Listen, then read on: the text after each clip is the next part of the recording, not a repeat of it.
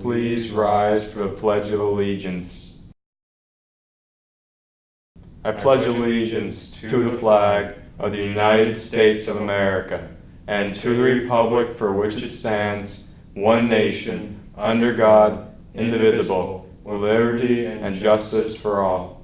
Good morning, North Schuylkill. I'm Rachel Cataldo. And I'm Sadie Chakotis.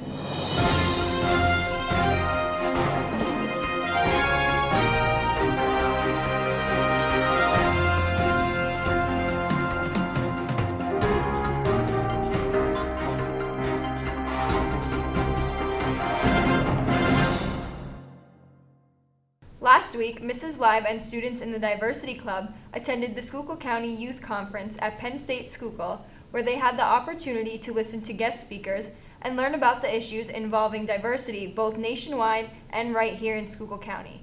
Lizzie Zimmerman has more with some of the attendants of the conference. I'm Lizzie Zimmerman in the news. I'm here at Penn State Schuylkill at the 15th Annual Schuylkill County Youth Conference. I'm here with Erin and Riley.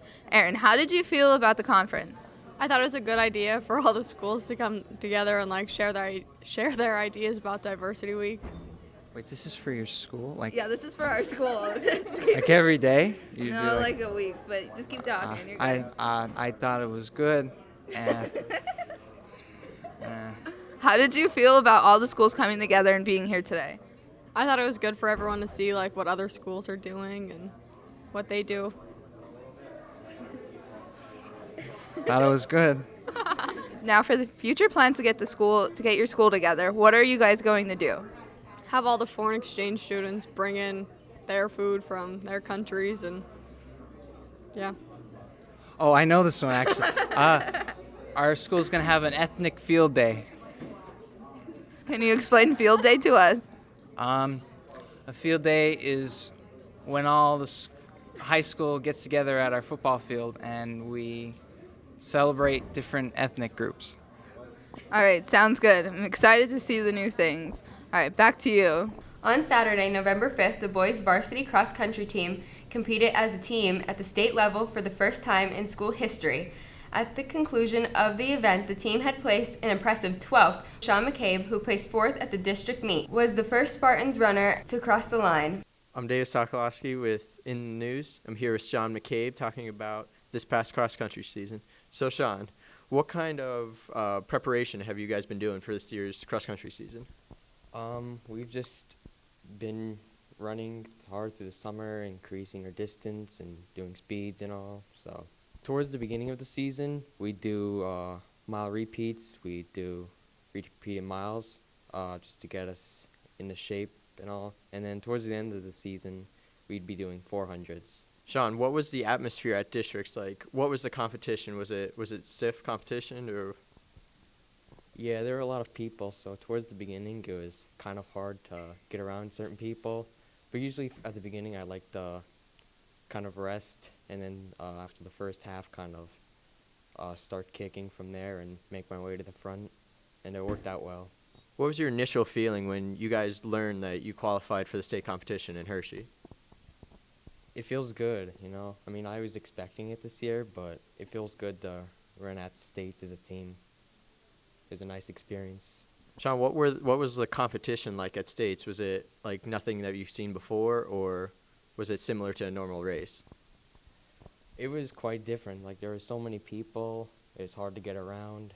And it's a hard course too, so it was a tough day, but it went really well for me. I got 56, so. Also last Saturday, the Spartan football team defeated Jim Thorpe in the first round of district play and will take on Notre Dame Green Pond tomorrow at 1 p.m. Let's check in with quarterback Doug Wiest. Hey everyone, come out and support us Saturday at 1 down at Notre Dame Green Pond for our district semifinal game. We lost to them last year, so we're looking to get a little revenge on them this year. Today is the last day for the orders to be submitted for the Knockout Breast Cancer t-shirts. Please submit the orders and payments to Brooke Anilowski by 2:30 this afternoon. This Tuesday, the entire nation was on the edge of their collective seats as news media outlets covered the results of the 2016 presidential election. Coverage went on well into the morning hours of Wednesday before votes could accurately reflect a winner. Republican candidate Donald Trump has taken the majority of the Electoral College votes and the presidency in what has been reported as the biggest political upset in history. The Republicans also took control of both the Senate and the House of Representatives. Let's take a look at the map of Electoral College results. As you can see, the large areas of red represent states Trump won, but there are also blue states with highly concentrated populations in cities. Although voter trends and polling show that Hillary Clinton would do well with battleground states, Donald Trump sealed victory by taking lead in states such as Florida, North Carolina, Ohio, and even right here in Pennsylvania. According to unofficial data on Tuesday, Trump received 43,937 votes in Schuylkill County, opposed to Clinton's 16,724. Around 3 a.m. Wednesday morning, President-elect Donald Trump took the stage to deliver his acceptance speech. Now it's time for America to bind the wounds of division. Have to get together. To all Republicans and Democrats and independents across this nation, I say it is time for us to come together as one united people. It's time. I pledge to every citizen of our land that I will be president for all Americans, and this is so important to me. Working together, we will begin the urgent task of rebuilding our nation and renewing the American dream. I've spent my entire life in business looking at the untapped potential in projects and in people all over the world. That is now what I want to do for our country. Tremendous potential. I've gotten to know our country so well. Tremendous potential. No dream is too big. No challenge is too great. Nothing we want for our future is beyond our reach.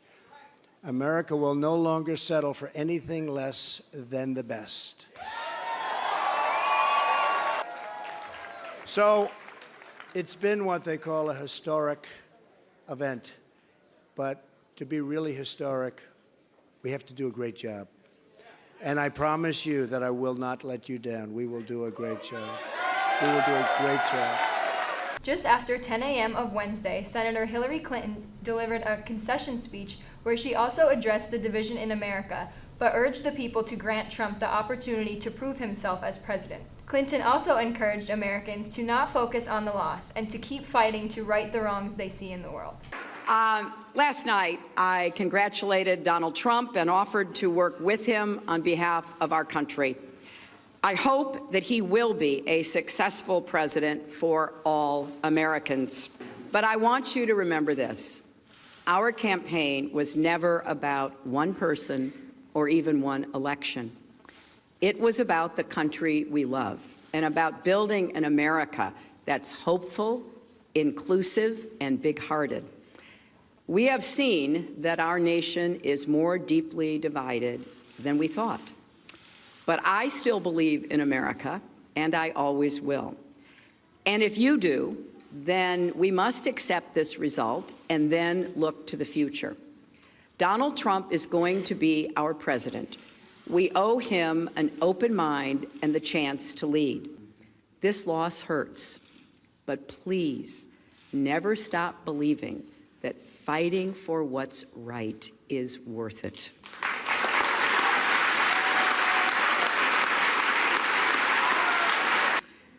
And to all the women, and especially the young women, who put their faith in this campaign and in me, I want you to know that nothing has made me prouder than to be your champion.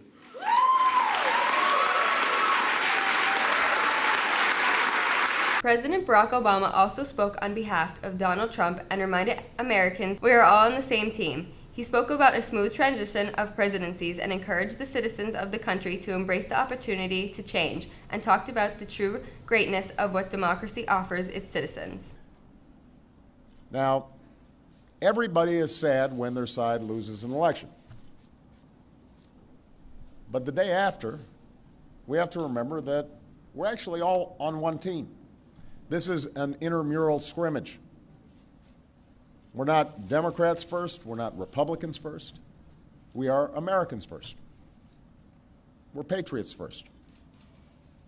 We all want what's best for this country. That's what I heard in Mr. Trump's remarks last night. That's what I heard when I spoke to him directly, and I was heartened by that. That's what the country needs. A sense of unity, a sense of inclusion, a respect for our institutions, our way of life, rule of law, and a respect for each other. I hope that he maintains that spirit throughout this transition, and I certainly hope that's how his presidency has a chance to begin. You may have seen videos of a new viral trend called the Mannequin Challenge. If you haven't, here's an example.